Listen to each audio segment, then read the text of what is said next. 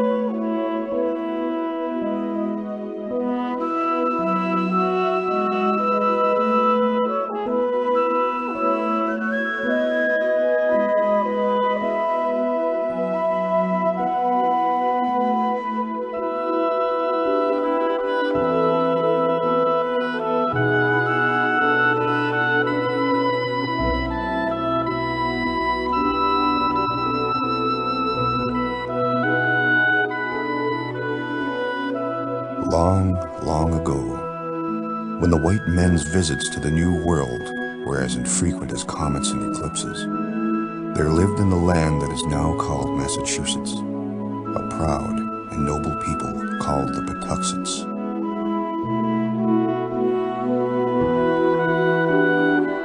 The Patuxets lived on a gentle rise of land overlooking the ocean, in round wigwams made of bent saplings and tree bark, in a village surrounded by great golden fields of corn that swayed in the breezes that rose up from the blue fish-colored sea.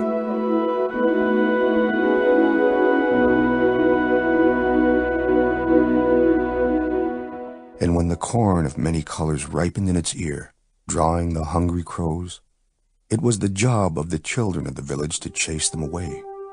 One could hear their young voices mingling with the jaded caw, caw of the crows in the field.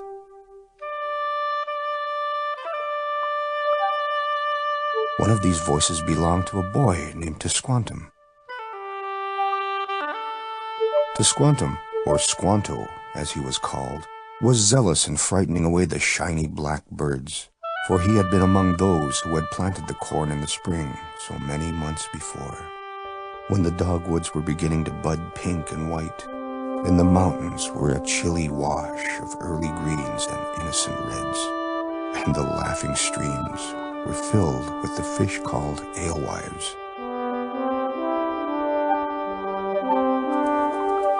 It was the custom of the Patuxets during planting season to put 2 or 3 of these fish in each hole with the corn to make the soil rich. Then beans were planted next to the corn, and when the bean stalks grew, they climbed up the strong corn stalks.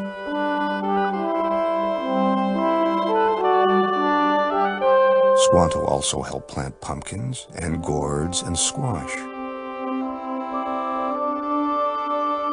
He helped gather wild strawberries in the woods, and blackberries and cranberries, which his mother and the other women cooked into pies.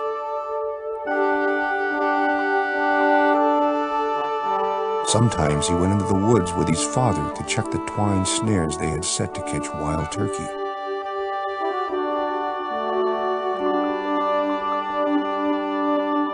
When Squanto was a little older, he fished in the ocean, catching cod and bass and other large fish. And when he was almost a man, Squanto went with his father and the elders of the tribe in great canoes to hunt the great whales that lived in the deep waters of the endless shifting ocean.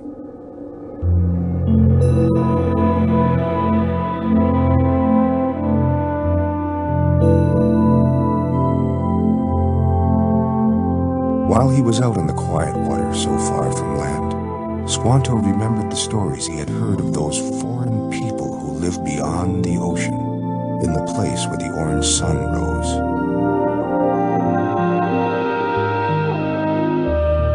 It was said that from the time of his great-great-grandfather, they had come across the curved water in towering canoes to trade tools and pots and other things for the rich pelts of beaver.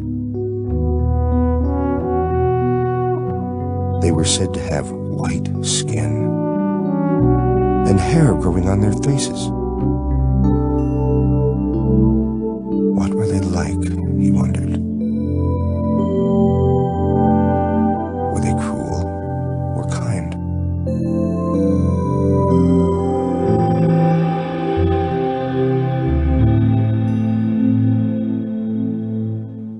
Then one day, some years later, after Squanto had left the world of childhood and had become a man, he saw something far out on the water. What he saw was larger than even the great whales themselves. It was one of the canoes of the white men.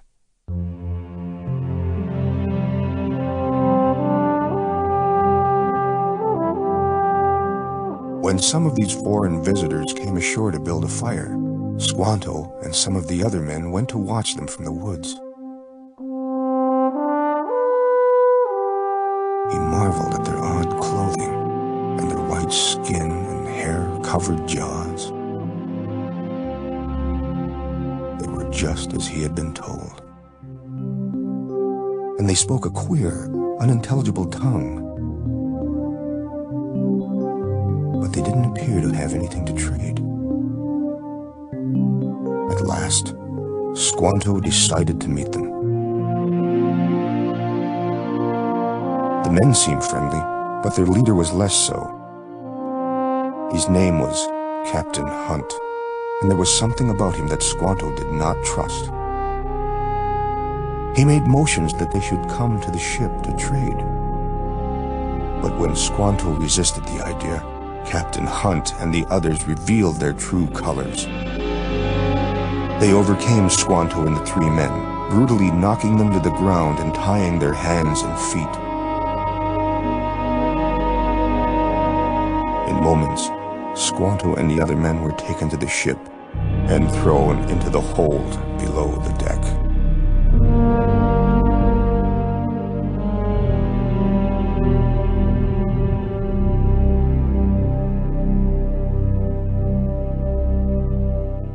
When at last Squanto awoke, his head ached terribly. The ship's hold was cramped and dark, but he could feel the great boat moving over the water. He and his three companions weren't the only prisoners. There must have been 20 men in there with him.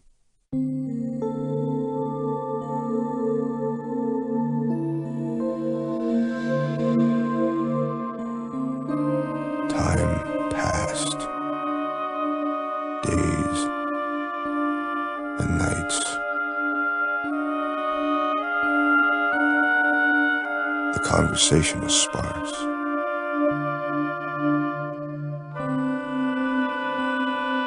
His mind wandered back to his childhood, and he remembered the faces of those who had died many winters ago.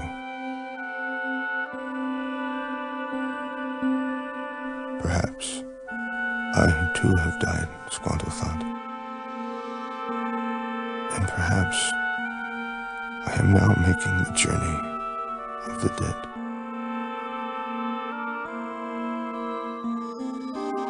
And perhaps I will be reborn into the land of the spirits on the other side of the world, in the land of light, where the sun god dwells.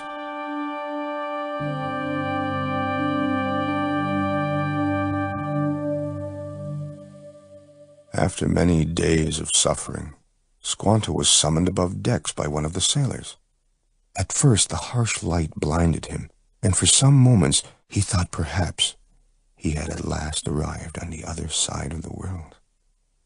But when his eyes became used to his surroundings, Squanto saw that he was only on a wooden vessel among men. Sometimes the sailors communicated with them, but Captain Hunt did not so much as look any of his captives in the eye.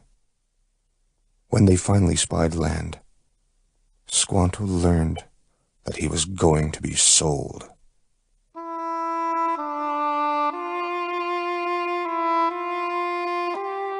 The port they landed in was a city called Malaga in the country of Spain. The people who had come to buy slaves were worse even than the sailors on the ship. But there were, on the edge of all this commotion, some men who did not look like the others. They wore long robes of brown cloth and had no hair on the tops of their heads. One of them approached Hunt, and it was decided that Squanto would go with them.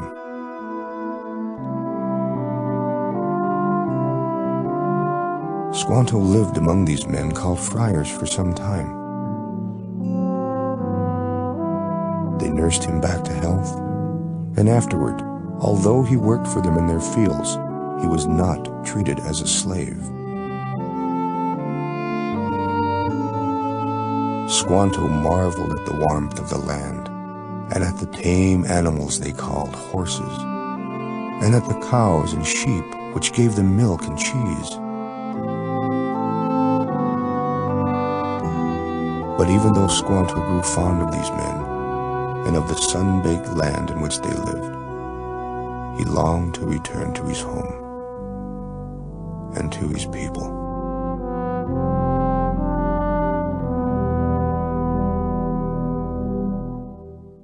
After 2 years, the friars arranged for Squanto to go to London.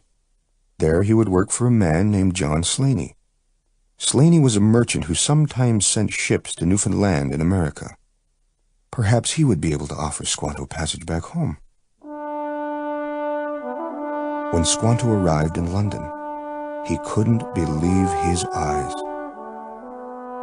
He had never seen so many people. Squanto stayed with John Slaney as a stable hand, and he learned the ways of the English. Slaney knew how Squanto longed to return to his people, and he promised Squanto that someday soon a ship would bring him back. But that day seemed never to come. Then, after he had waited more than 2 full years, a ship was found that was going to the New World. At last, Squanto was going home.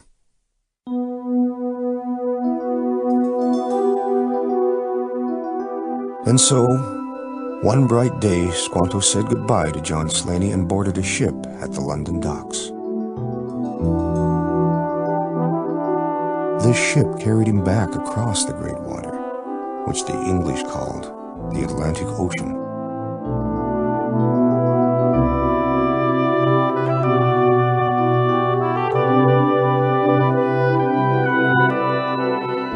They landed in Newfoundland, where Squanto met a man who was going to sail south along the coast toward the area near Patuxent. He would bring Squanto home.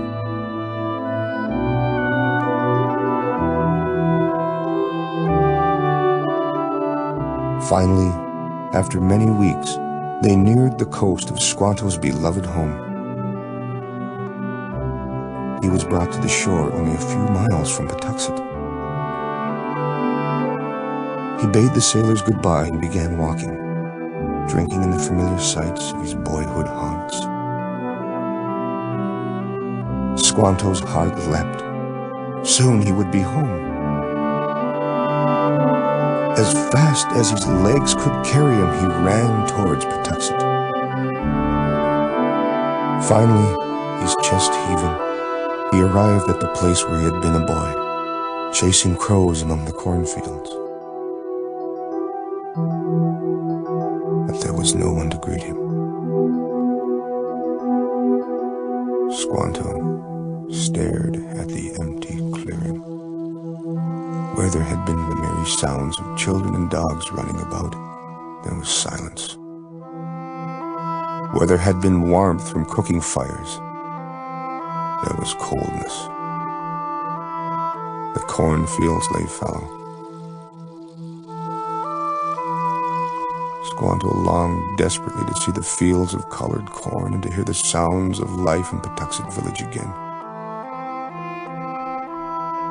What had happened?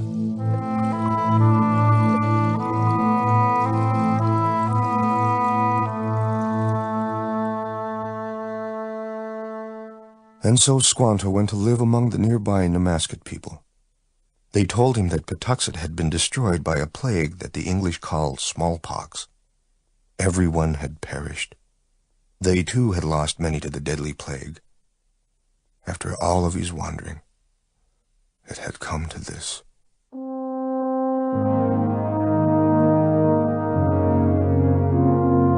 Squanto was welcomed among the Namaskets, but these people were not his people, and this village was not his home. Squanto's sadness grew. After many months, he left the Namaskets and went to live alone in the woods nearby. Winter came and went.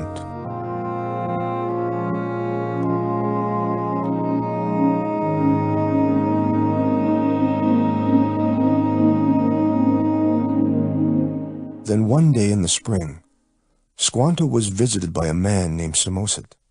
He told Squanto of strange new happenings in Patuxet. An entire ship of English people had come ashore and had even built wigwams there. Samoset had been to meet them, and he urged Squanto to return with him. At first Squanto resisted, but finally he decided to go, and what he saw there amazed him.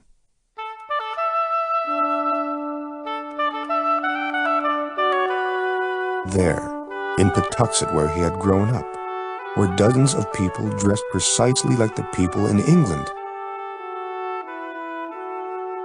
"Good morning," Squanto said. "It is a beautiful morning." The English people were amazed to hear these words. They had traveled so far, and now, out of the wilds of their new home came a native man speaking their own language. It was more than amazing. Two of the English, one man named William Bradford and the other named John Alden, told Squanto their story. How they had wandered from place to place wanting to worship God in their own way. Squanto had heard of these wandering people, called pilgrims, when he lived in London, and how they had been cruelly persecuted by King James. And now, Squanto was sitting with them, in the very place where he was a boy, in the same clearing, near the very same trees that he had climbed. Pilgrims in Patuxet.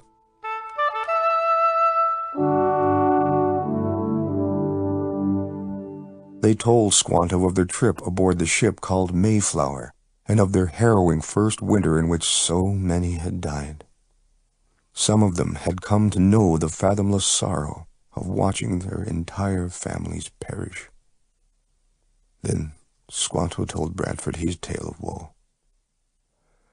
"We are brothers in sorrow," he told William Bradford. "You and I."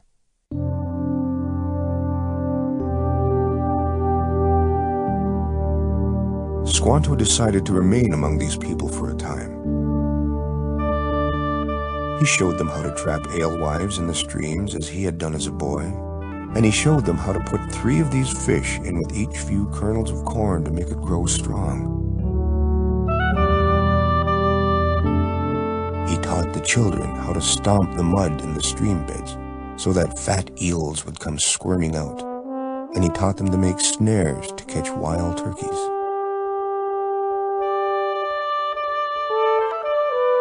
He showed them how to catch lobsters and where to dig for shellfish along the shore.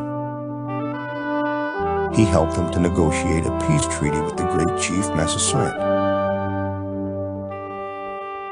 Suddenly, for the first time since they had arrived, it appeared that there was hope for this weary band of wanderers. Squanto's appearance among them had been a miracle.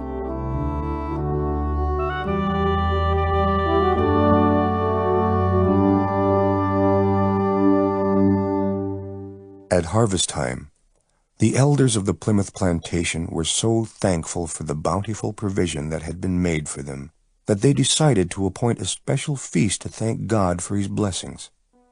and as a sign of goodwill, they would invite the great chief Massasoit and his warriors to join them.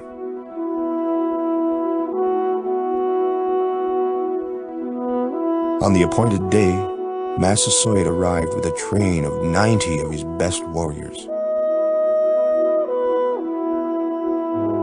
They brought gifts of 5 deer, along with many wild turkeys and other foods. There was eel and cod and lobster and quahogs and mussels and wild turkey and cranberries and succotash and berry pies. The men taught the English children native games, and everyone laughed. The great feast of Thanksgiving continued for 3 full days. Squanto ate great helpings of Patuxet corn. He watched the children playing and listened to the sea breezes move through the trees. At last, from great want and sorrow, had bloomed abundance and joy. There was life in Patuxet village again.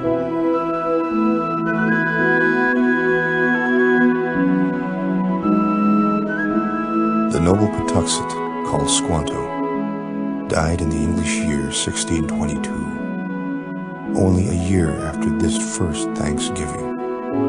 But those earnest people whom his kind heart touched would never forget him.